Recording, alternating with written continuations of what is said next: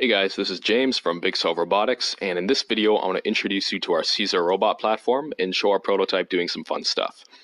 Caesar is a low-cost collaborative robot meant for research and light industrial use cases. Our goal is to make robotics more accessible from both a price and usability standpoint. Caesar has a human arm length with an 80 centimeter reach. It has a 3 kilogram payload, 1 millimeter repeatability, durable all-metal build, and a neck with vision and other sensors.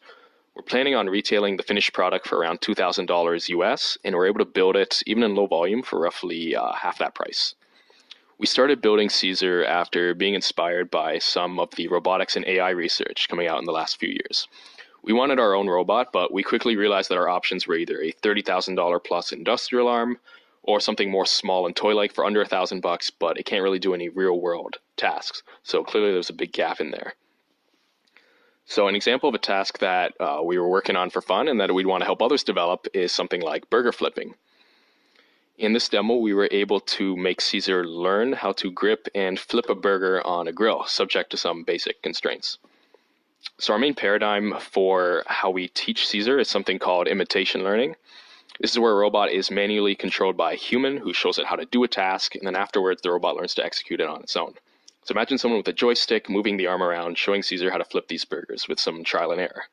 Then on the back end, all the robot sensor and command data is recorded. Researchers and programmers have access to this and can use this to start developing the robot's automation algorithms.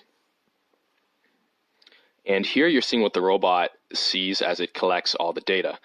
So on the top pane, we have the vision sensors, we have the neck RGB, we have the neck depth as well as infrared. And then we have a wrist-mounted camera, which shows you gripping the burger, shows the smoke coming off the burger. And on the pane below that, we have some visualizations, the output of a convolutional neural network, just so we can see some visual features and make sure that everything's working. And then on the bottom there, we have 6 graphs for the inertial measurement units on each joint. So these are things that measure, these are sensors that measure rotational position as well as acceleration, stuff like that. And finally, on the bottom right, we have the joint command history, what commands the human is sending the robot as it's executing the task, as well as the time elapsed on each command. So our goal with Caesar is to make this data very easy to collect, very easy to work with, program with, and to make it all very affordable as well on a fairly capable hardware platform.